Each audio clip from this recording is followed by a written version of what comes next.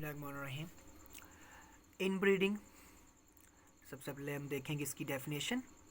Inbreeding means mating individuals that are related to each other by ancestry, कि ऐसे organisms जिनके ancestors करीबी हों उनकी आपस में ही इनब्रीडिंग करवाई जाए तो ये इनब्रीडिंग कहलाएगा। आपस में जो इनब्रीडिंग जो है वो होगी, फॉर एग्जाम्पल हमारे पास एक ब्रीड है, कोई भी जानवर है, उनको आपस में क्रॉस हम करवाते रहें तो ये इनब्रीडिंग कहलाएगा। Inbreeding increase the proportion of homozygosity, जो है होमोजाइगोसिटी ज़्यादा होगी, लिहाजा enhance the chance of offspring being affected by recessive और डिलीटेरियस ट्रेट्स हो जाएगी।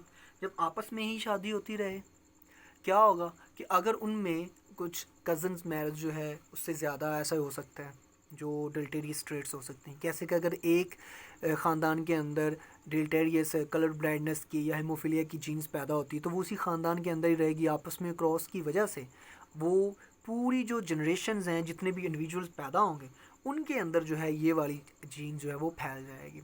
ठीक है, अगर ये अलहदा यानी कि अगर ये जो है कज़न मैरिज से बाहर जो है वो मैरिज होती है तो क्या होगा, जो जीन्स है उनका डिलीटेरियस इफेक्ट जो है वो कम हो जाएगा। कैसे?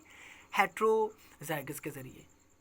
तो it creates loads of genetic disorder, haemophilia पैदा हो जाएगा, सिस्टिक फाइब्रोसिस हो जाएगा, सिकल सेल एनीमिया पैदा हो सकती है।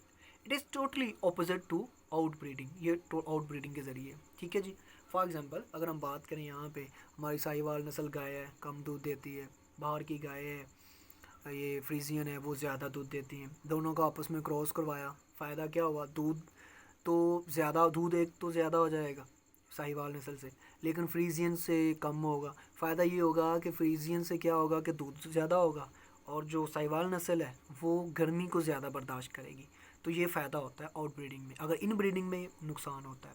In life stock reduction of litre size, fertility, positive faster racing dogs comes from homozygosity के ज़रिए आते होते हैं। ये है इन ब्रीडिंग डिप्रेशन। ये देखिएगा, डोमिनेंट एलील है, रिसेसिव एलील है। ये देखें, ये रिसेसिव, डोमिनेंट रिसेसिव, हेट्रोजाइगस है, होमोजाइगस है, दोनों को क्रॉस हुआ तो क्या हुआ? ये वाला होमोजाइगस, हेट्रोजाइगस। अब इनका इन ब्रीडिंग करवा दी, इनकी इन ब्रीडिंग करवा दी इन दोनों की, तो क्या हुआ? ये देखें, दोनों रिसेसिव वाले भी पैदा हुए। और ब्रीडिंग करवाएंगे तो एक ये वाला और एक ये वाला, इन दोनों का आपस में करवाएंगे तो ये देखें हेट्रोजाइगस ही पैदा होगा। इन ब्रीडिंग डिप्रेशन क्या है? The reduction of survival and fertility rate of inbreed offspring is known as inbreeding depression. कि जो रिडक्शन होता है सर्वाइवल में, आपस में क्रॉस की वजह से जो फर्टिलिटी रेट में और जो सर्वाइव करने में, अपने आप को बचाने में जो रिडक्शन होती है उसे इनब्रीडिंग डिप्रेशन करते हैं। It occurs both plant and animals, दोनों के अंदर होता है। The harmful effect of inbreeding depression first observe by Charles Darwin ने किया था in 57 plant species where self fertilization occurs between the individuals. Inbreeding coefficient क्या है? डेफिनेशन देखेंगे। Way of measurement of inbreeding depression is known as inbreeding coefficient. Formula इसका क्या है? F is equal to HE minus HO over HE if inbreeding is only source of disequilibrium. Here F जो है वो inbreeding coefficient है, HE जो है वो एक्सपेक्टेड हेट्रोजाइगोसिटी है, HE के जो हम एक्सपेक्ट कितने करते हैं कि हेट्रोजाइगस कितने पैदा होंगे।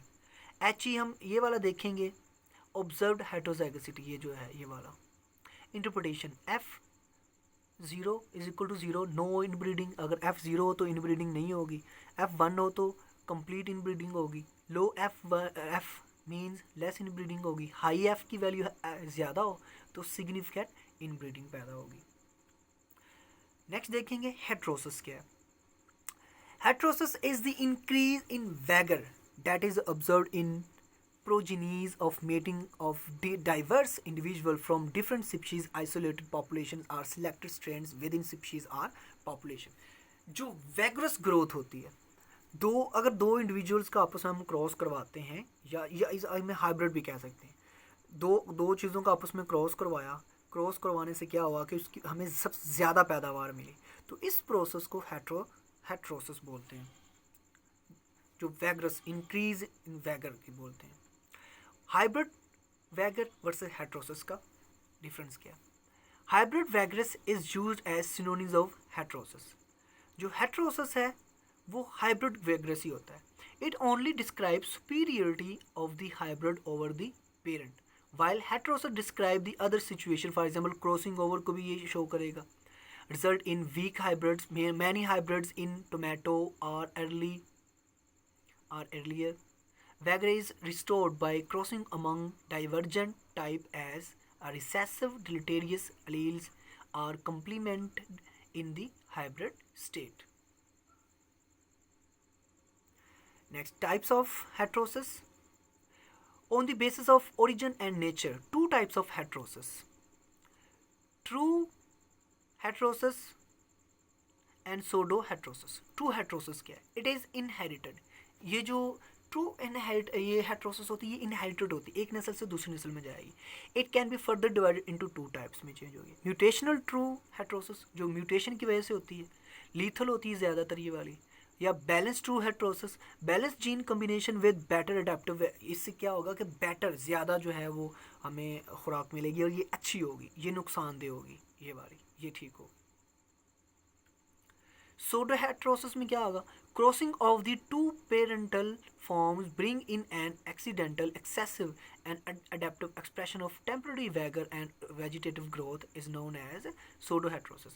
नस्ल एक ही है लेकिन दो इंडिविजुअल्स को आपस में मिलाया तो इसकी वजह से क्या हुआ, ज़्यादा पैदावार आ गई, तो इस प्रोसेस को pseudo heterosis कहते हैं। Polyploidy, aneuploidy and heterosis. जैसे हमने पीछे पढ़ा, पोलीप्लोडी में क्या होगा? Provides a mechanism to capture heterotic genes के लिए combinations, dominants, over dominants, epistasis through the process of polyploidization के जरिए जो होगा। एलोपोलीप्लोइडी क्या होगा? Are formed by the union of distinct genome in a single nucleus. Progressive heterosis यानी कि autopolyploidy is the increase in performance of individual as the probability of allelic diversity increase. Phenotypic consequences क्या है of polyploidy and aneuploidy is the different is performance due to the number of genome complement or to variation in doses of whole chromosome or proportion of chromosomes. तो क्या होगा? Heterosis के जरिए हमें वैगरस growth मिलती है और इनब्रीडिंग के जरिए क्या होगा? डिलेटेरियस इफेक्ट जो है वो ज़्यादा पैदा होते हैं।